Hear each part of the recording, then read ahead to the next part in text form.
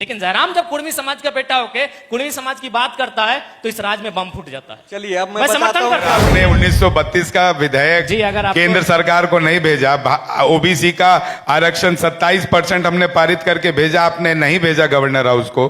Governor house का घेराव जेकेएलएम ने क्यों नहीं किया कि आप जाकर दिल्ली बैठी? आप उस समय शायद किसी कार्यक्रम में और एसटी को लेकर एक बहस झारखंड में चली है, अलग अलग जगह आंदोलन हो रहे हैं।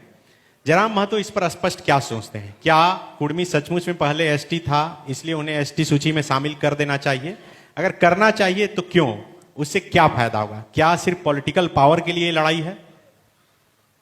ने कहा कि जयराम महतो कुर्मी समाज का, कुर्मी समुदाय का शेड्यूल ट्राइब की सूची में सम्मिलित होना जयराम महतो का निजी विषय नहीं है, यह एक सामाजिक विषय है। और यह कार्यक्रम, यह आंदोलन मेरे जन्म से दशकों पूर्व से चलता आ रहा है। यह और बात है कि वर्तमान की राजनीति में यह तो सत्य है कि जयराम महतो का चर्चा पूरे राज्य में है, इसलिए टारगेट हम हुए।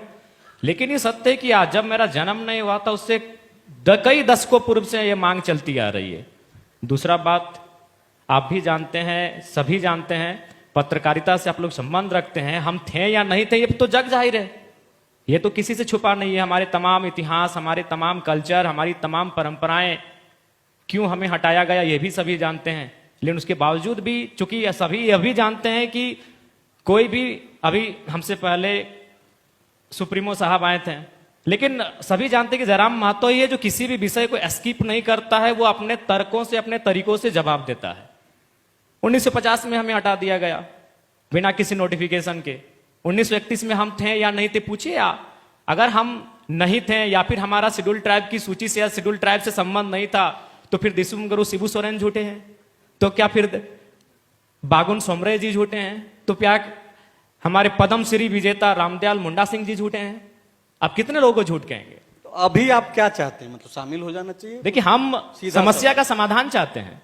बिल्कुल, हमारी भी मांग को दरकिनार आप नहीं कर सकते हैं।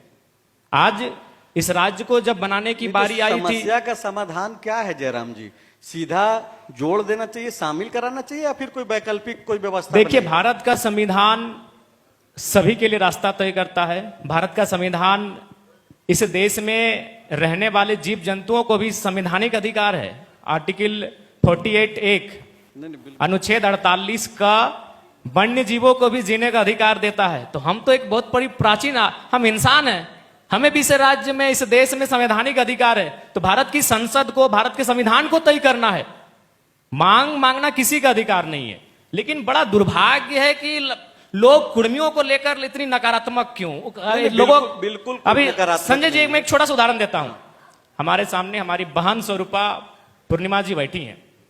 ये एक नेत्री के साथ साथ ये भी किसी समाज की बेटी है, बहू है, ये तेली समाज के। मैं स्पष्ट कहता हूं, आज उन्होंने सदन में एक सवाल उठाया, आपने देखा को शून्यकाल में, कि तेली समाज की उन्नति के लिए तेली घानी बोर्ड बनना चाहिए। मैं समर्थन करता हूं, लेकिन ये तेली समाज की बेटी होकर उन्होंने तेली समाज का मुद्दा उठाया। बताइए, कोई इनका आलोचना करेंगे? नहीं। लेकिन जयराम जब कुर्मी समाज का बेटा होके कुर्मी समाज की बात करता है तो इस राज में बम फूट जाता है। चलिए, अब मैं समर्थन करता हूं, मैं पूर्णिमा पूर्णिमा बहन की इस मांग का समर्थन करता हूं कि इन्होंने कहा कि तेली समाज की आर्थिक उन्नति के लिए तेली घानी बोर्ड की स्थापना होनी चाहिए। इन्होंने यह भी कहा कि कुम्हार समाज के लिए माटी कला बोर्ड की स्थापना होनी चाहिए। मैं उस मांग का भी समर्थन करता हूं। लेकिन जब जयराम महतो अन्य मांगों के साथ जब कुर्मी होके कुर्मी की बात करता है तो एक बम फूट जाता है। नहीं, ये बहुत अच्छी बात है। आप एकदम, आज हमारी बहन ने उठाया, सामने है। मैं समर्थन करता हूं, मैं जयराम भाई फॉलोअप के कॉन्क्लेव से इनकी मांगों का समर्थन करता हूं। तेली समाज की बेटी है, इन्होंने तेली समाज का मांग उठाया। क्या इस राज्य में कोई आंदोलन होगा? क्या इस राज्य में इनके लिए कोई नकारात्मक प्रतिकार होगा? नहीं होगा। लेकिन जयराम महतो जब अपने समाज की बात करता है तो बम फूटता है। नहीं, बिल्कुल बम नहीं फूटता है। बम इसलिए फूट रहा है जयराम जी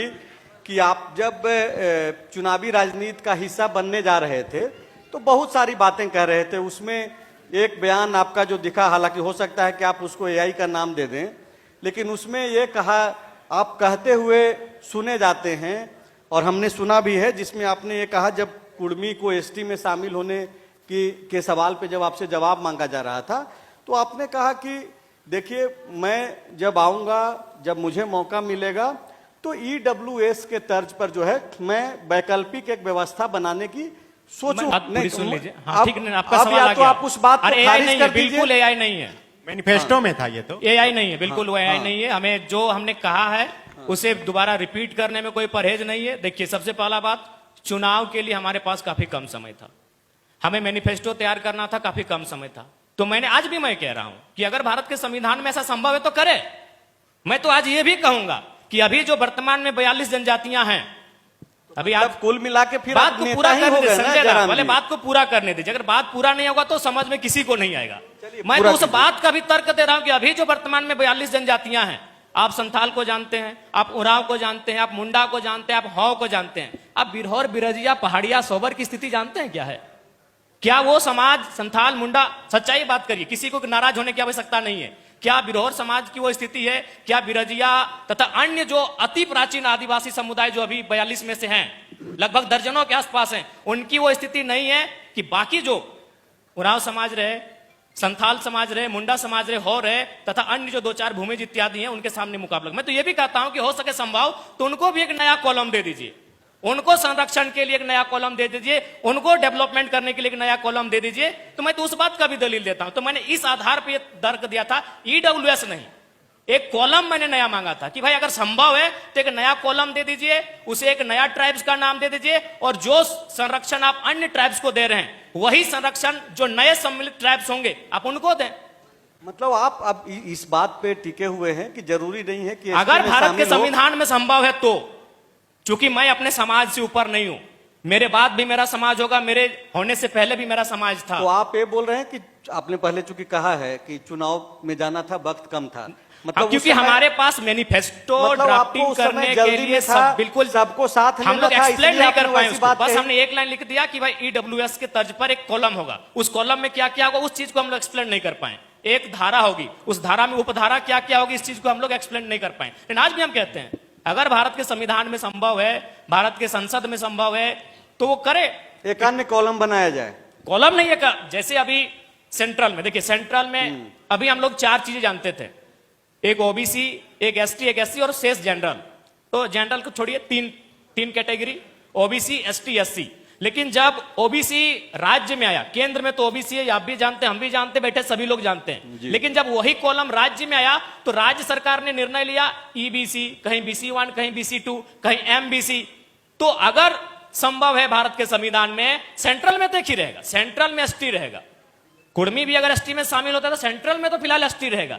अब वो राज्य सरकार अगर भारत के संविधान में, भारत के कानून में इतना सक्षम होगा तो राज्य सरकार निर्णय लेगी कि जो नए लोग एसटी में आके शामिल होंगे उन्हें हम agriculture tribe, farming tribe, new tribe, कुछ भी जो संरक्षण अन्य शेड्यूल्ड ट्राइब से आने वाले समाज को मिल रहा है वही संरक्षण जो नए लोग शामिल होंगे। जैसे अभी हमारे बाद घटवार समाज, संरक्षण तो हर किसी को चाहिए सरकार से। नहीं, संरक्षण कभी वो तभी मांगता है जब वह उस परिस्थिति में होता है। अनूप दास देखिए बैठे, वो कभी नहीं बोले कि हमें संरक्षण दीजिए, आपके बगल में बैठे हैं। अच्छा, सवाल ये चूंकि तो बात कर रहे हैं, एक इनकी मिनट। पार्टी तो बकायदा बोल रही है कि जिसकी जितनी हिस्सेदारी उसकी उतनी भागीदारी।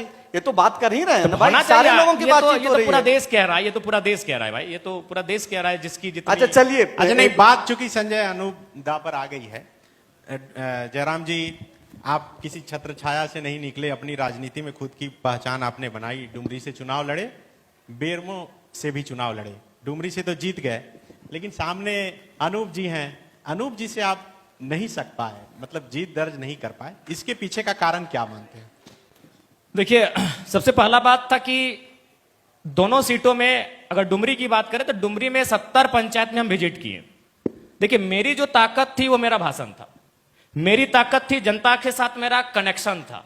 हम जहां जहां गए वहां वोट बढ़ा। अभी आपने देखा हम घाटशिला का चुनाव गए, 3,000 वोट बढ़ा के आए। तो मेरी जो ताकत थी कि मेरा एप्रियंस था। अगर हम बेरमो विधानसभा में एप्रियंस हो जाते तो निसंदेह अनूप जी को भी हम जोरदार और टक्कर देते। मतलब समय कम दे पाए? समय नहीं, हम वहां गए ही नहीं, क्योंकि जो हमारी टीम काम कर रही थी, आप देख सकते हैं कि कितना मतलब बाकी के पास क्या साधन था, संसाधन था। देखिए जयराम